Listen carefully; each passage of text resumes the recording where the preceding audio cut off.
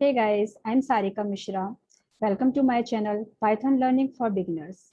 Okay, so in today's video, what we are going to learn, I tell you, we are going to learn about Python character set, tokens, forming of identifier, and variables.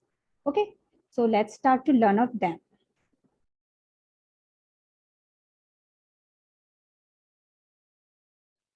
Okay, so our topic is Python character set. So first of all, we should know about character set.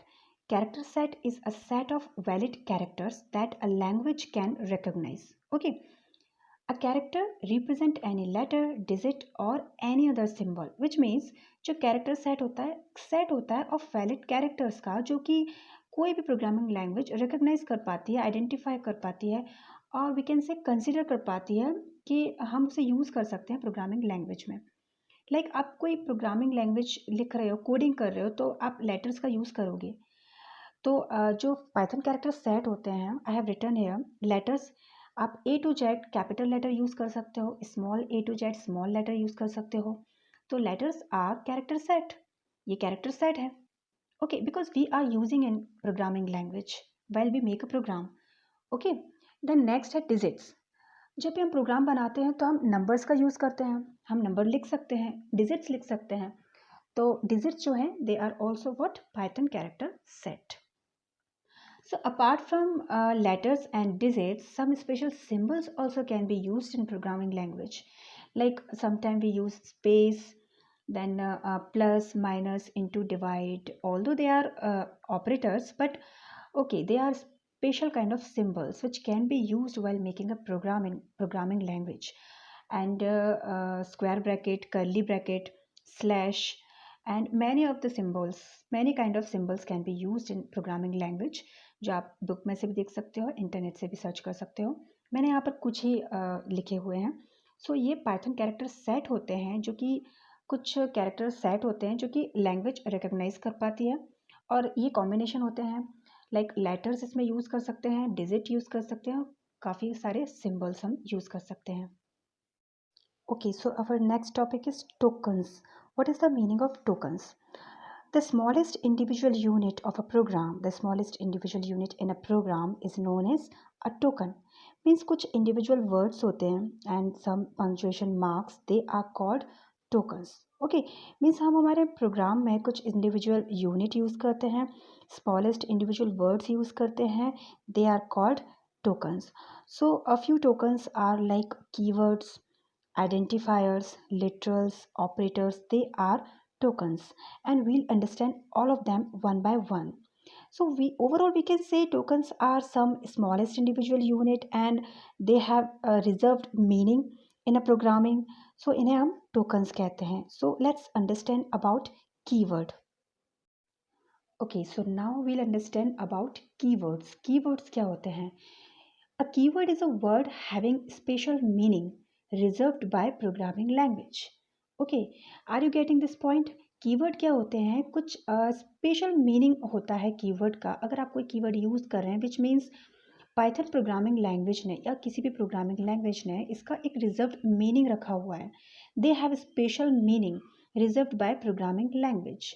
So keywords जो होते हैं ना, वो convey करते हैं एक special meaning को to the language compiler और इंटरप्रेटर। ना compiler and interpreter you should know, मैंने आपको ऑलरेडी समझाया हुआ है। तो कीवर्ड मीनिंग समझ में आया, they are reserve for special purpose. Okay, इनका एक स्पेशल पर्पस होता है, इनका स्पेशल मीनिंग होता है that can be used in programming language. तो कुछ रिजर्व वर्ड्स होते हैं like you can use in your programming. For example इधर मैंने कुछ कीवर्ड्स यूज़ किए हैं, लिखे हुए हैं, जैसे कि अगर आपको थोड़ी बहुत भी प्रोग्रामिंग आती है सो आपको पता होना चाहिए then false, true, def function के लिए होता है df, एंड एल्स होता है, इफ़ एक कीवर्ड होता है, for, in, not in, so many keywords are in programming language. So आप उसको बुक में देख सकते हैं जो पूरी लिस्ट है, और नेट पे भी देख सकते हैं, इंटरनेट पे। ठीक है, तो कीवर्ड्स का ओवरऑल हम कह सकते हैं कि इनका एक स्पेशल मीनिंग होता है। आप इसको नॉर्मल वेरिएबल और आइडेंटिफायर की तरह आप इसको यूज़ नहीं कर सकते। अभी वेरिएबल क्या होता है, आइडेंटिफायर क्या होता है, हमें भी इसको भी हम समझते हैं। Okay, so next topic is what? Variable. Variable means what?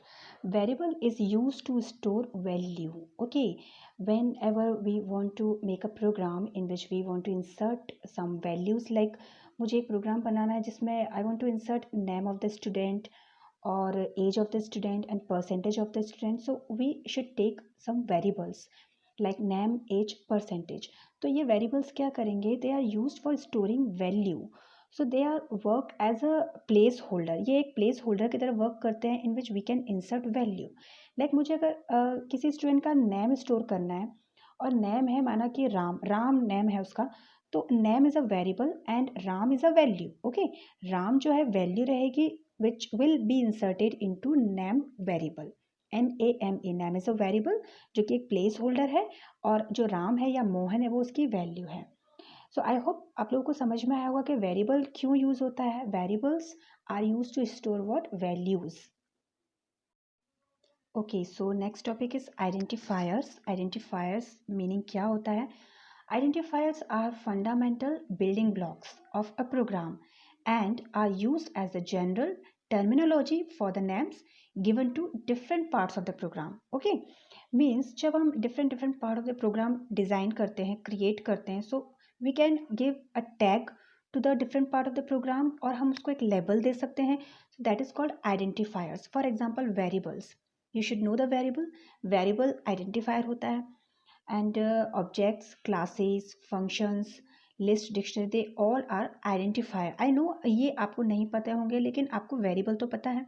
Variable भी एक आइडेंटिफायर है, विच मीन्स अगर आप किसी पार्ट ऑफ द प्रोग्राम को एक लेबल दे रहे हो, एक टैग दे रहे हो, that is called identifier. Okay, तो आइडेंटिफायर को फॉर्मिंग करने के या उसके नाम के कुछ रूल्स होते हैं, तो वो रूल हम समझते हैं.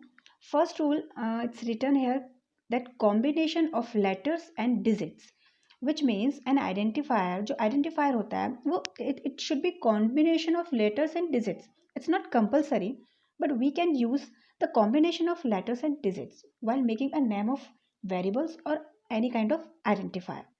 For example, here name 1 2 3. ये name 1 2 3 क्या है? माना कि ये वेरिएबल है, मैंने कॉम्बिनेशन रखा है इसको लेटर एंड डिजिट्स का. मैंने इसमें डिजिट्स भी यूज़ की हैं और मैंने इसमें letter, like NAME, they are character और लेटर, और 1 2 3 क्या है?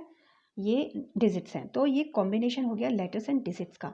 सो जब हम किसी वेरिएबल का नाम रखते हैं या किसी आइडेंटिफायर का नाम रखते हैं, तो उसका फर्स्ट रूल है it can be combination of letters and digits. Okay, second point है it should start with letter. Yes, it's compulsory that whenever you are writing a variable name, तो it should be started with what? Letter, not digit.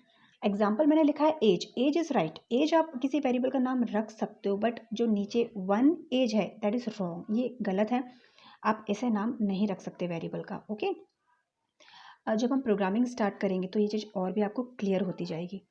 Third point है an identifier must not start with digit. ये देखो, जो second number का point है वो इसको fulfil कर रहा है कि आप आइडेंटिफायर को किसी डिजिट से स्टार्ट नहीं कर सकते. For example, name 1 2 3 is right, we can keep it, but 1 2 3 name it will be wrong.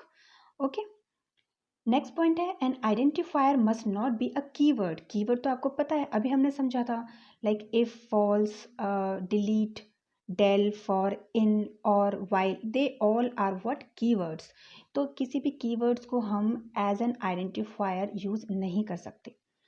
आपने अगर वेरिएबल का नाम रखा है name, is it okay? It's okay, इसमें कोई प्रॉब्लम नहीं. बट अगर आप वेरिएबल का नाम रख रहे हो इन, या आप ट्रू रख रहे हो या फॉल्स रख रहे हो, तो वो तो भाई रिजर्व्ड वर्ड है. दे आर कीवर्ड, उनका कुछ स्पेशल मीनिंग है प्रोग्रामिंग लैंग्वेज के अंदर. So we can not use a keyword as an identifier. Okay, next है Python is case sensitive. Case sensitivity का meaning you should know. Case sensitive मतलब ये होता है कि आप जो upper case and lower case letters are different. अगर आपने वेरिएबल का नाम कैपिटल NAME रखा है, तो आपको एवरीवेयर इन अ प्रोग्रामिंग जहाँ पर भी आप यूज़ कर रहे हो वेरिएबल, वो एज इट इज़ होना चाहिए. आप ऐसा नहीं कर सकते कि आपने at the time of making variable, at the time of creating variable आप उसको कैपिटल लेटर में लिख रहे हो, और कहीं अगर उसको शो कराना है, स्टोर करना है या डिस्प्ले करना है वेरिएबल को आपको, आप वहाँ पर उसको लोअर केस में कर रहे हो.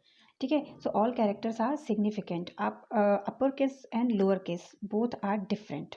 ओके, तो ये सारे रूल्स होते हैं आइडेंटिफायर्स के.